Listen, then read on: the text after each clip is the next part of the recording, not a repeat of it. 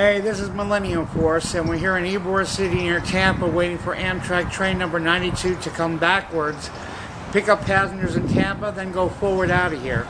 The thing about this is, there's a lot of railroad crossings here, and the train will blow his horn like crazy all the way from one end of the city to the other.